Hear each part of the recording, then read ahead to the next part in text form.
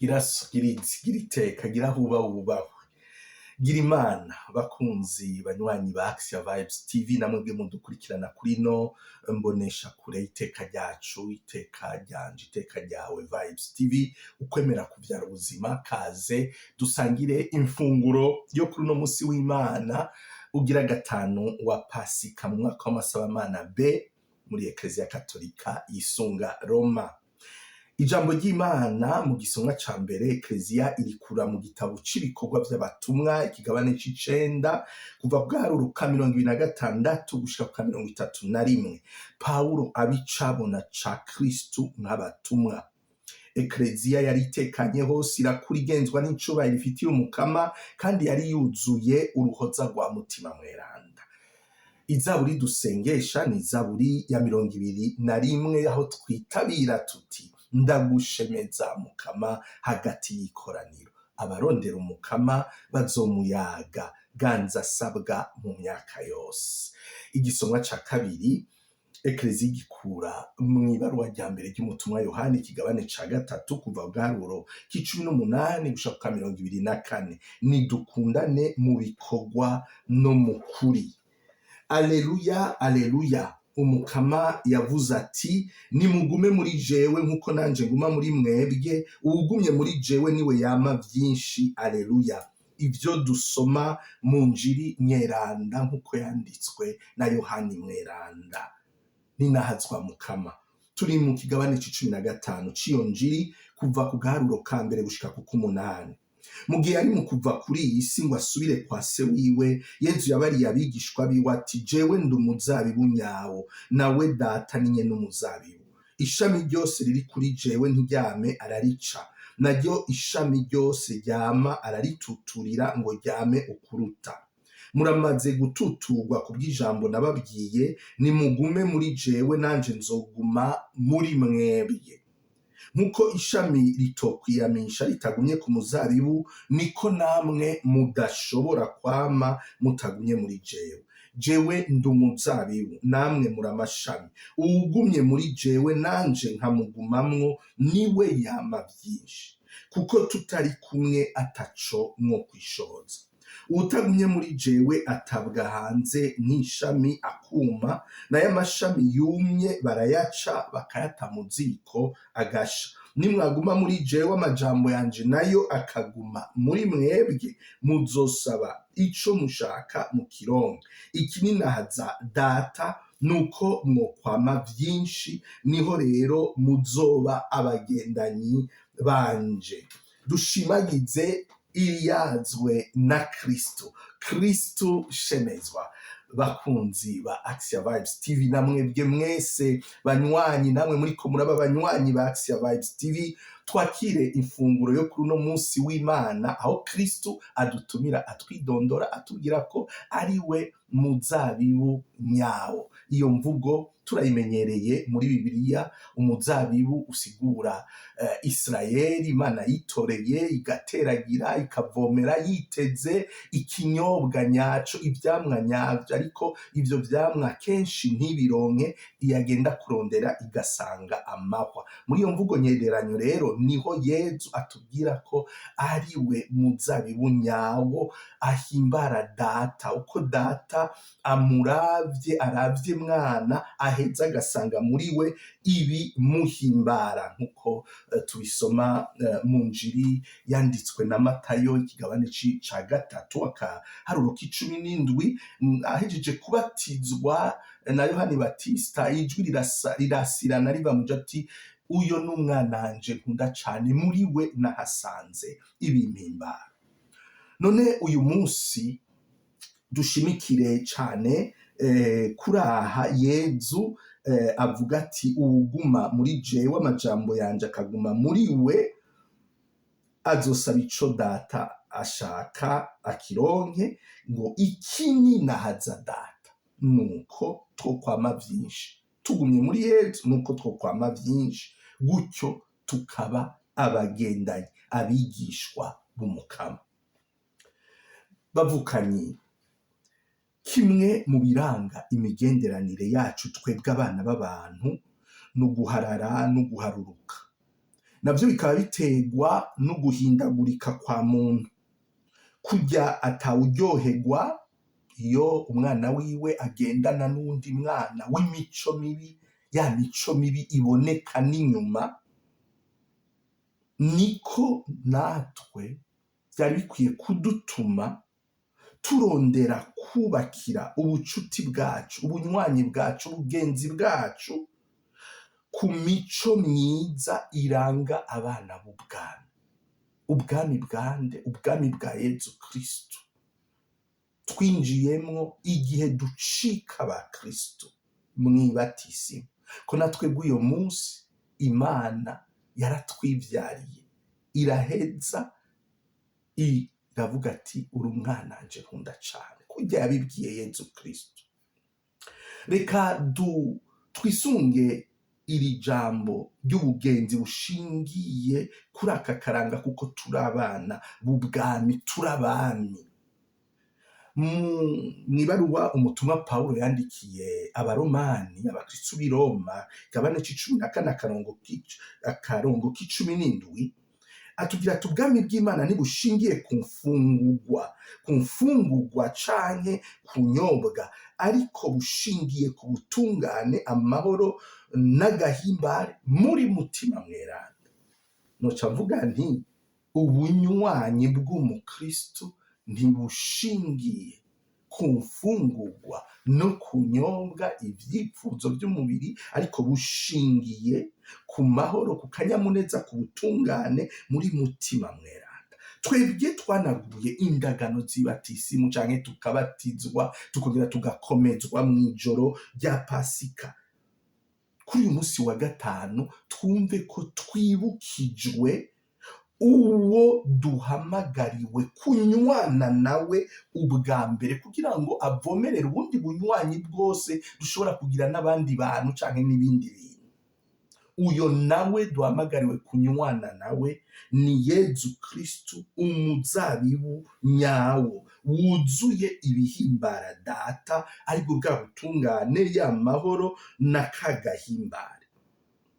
Tugumye mu bunywanyi na Yezu Kristu, mutima wiwe arasesekara muri twebwe, maze tukama bwa butungane, ya mahoro, kagahimbare muri mutima mweranda.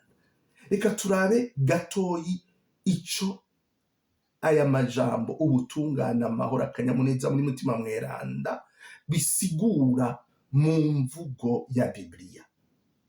Ubwo butungane ni ikigwanisho c'umukristu mu bimugora vyose, igihe umukristu aca muco twokwita umusi mubi.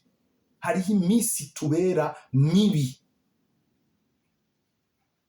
Nimugumye umutima rugabo, mwikenyeje ukuri, mwikwije ubutungane.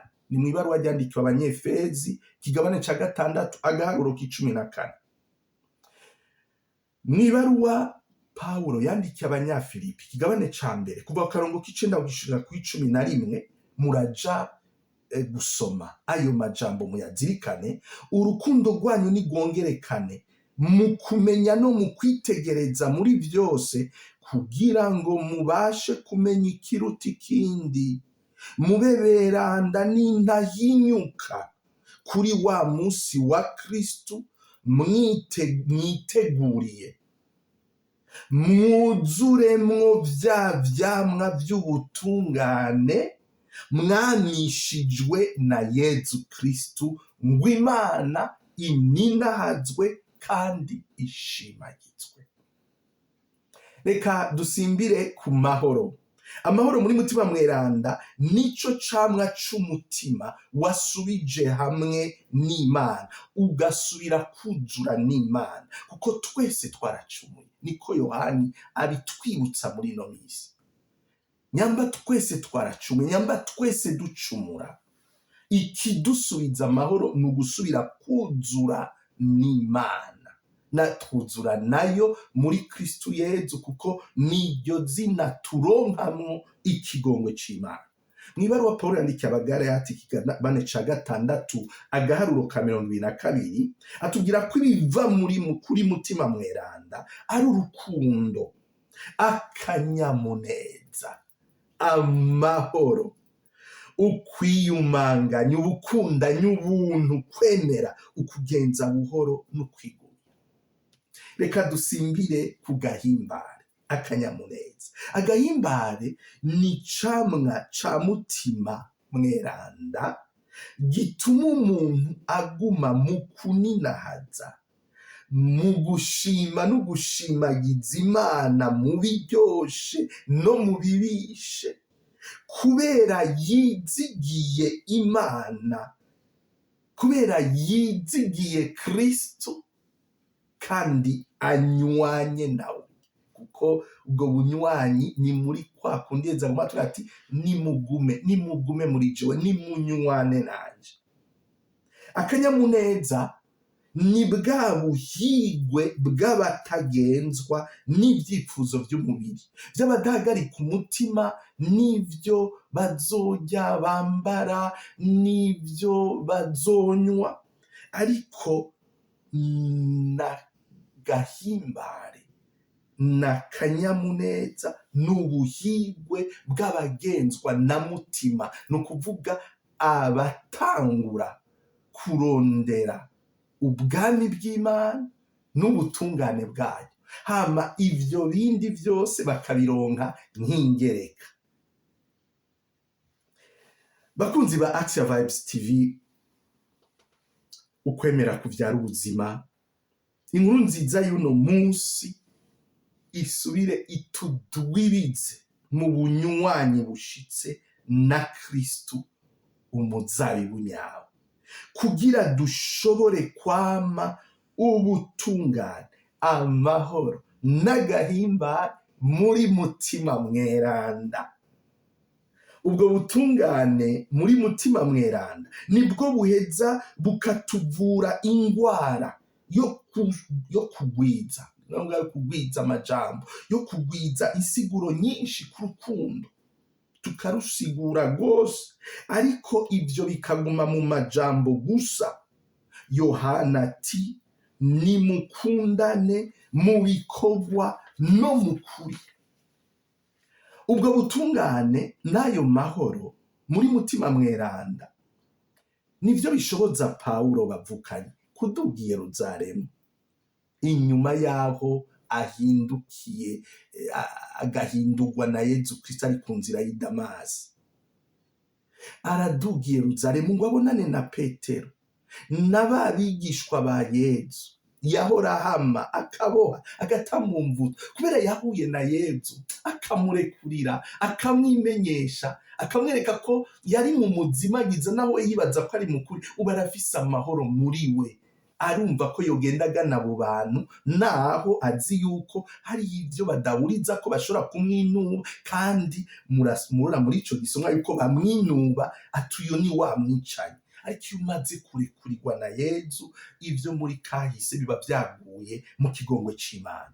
None abavukanyi ba Kristo, ubundi bunywanyi bwoduha kwa mu butungane, amahoro, akanyamuneza muri mutima mweranda atari ubunywanyi na Kristo n'ubuyi. Kristo nawe nta handi yibera atari muri rya jambo ry'Imana rigaburira umutima. Umukristo rero nawe nta handi ahamagariwe kwibera atari muri iryo jambo, kugira ngo iryo jambo rimubemwo, rimunywanishe na Data na Mwana. Mwana umuzabibu nyawo, Data nyene umuzabibu. Uwa Kristo nta handi ahamagariwe gukomereza ubunywanyi na Kristo atari muri rya sengesho, igisabisho kiziga mu mutima ngo ugume ukora neza, kuko uguma wumviriza kandi uyaga n'Imana. Isengesho rihozako atari rya rimwe gusa. Ubwo bunywanyi nta handi tubukomereza atari mu masakramento yose cyane cyane ukarisitiya, impamba y'abari ku rugendo, na penetensiya, kuko tugwa tubyuka. ubwo bunywanyi rero nta handi tubukomereza atari muri ubu buzima bwa misi yose, kuko ntituguma mu isengero, ntituguma tumanye mu bisabisho, ariko tukamanuka mu buzima bwa misi yose, mu kibano. ubwo bunywanyi na Kristo bukabonekera mu kungene dusangira na bose, cyane cyane abatishoboye, mu kungene twakira bose, tukababarana n'abababaye, tukanezerwa n'abanezerewe. none bavukanyi, umunsi wa gatanu mwiza, umunsi w'Imana wa gatanu mwiza wa Pasika, mwebwe mwese banywanyi bakunzi ba Action Vibes TV, reka duheze dusangira aka gasabisho gatoyi. Yezu, ndashaka kwibera muri wewe, mfasha kutagumiza amaso ku kabi kanje canke akabandi, akabo dusengana, ahubwo ndaramura amaso nihweza ubwiza bwawe, nihweza ingene uhimbara Data muri byose, nihweza ingene uri kigongwe ca Data, mpeze nsubire ngaruke kwibera mu bunywanyi nawe, kwibera no kudwibira no kwiryamira mu rukundo rwawe, gutyo amajambo yanje n'udukorwa twanje nyabworo duterere mu kuvyara isi nshasha yuzuye ubutungane, yuzuye amahoro, yuzuye agahimbare. gira iteka, gira aho muba mwubahwe.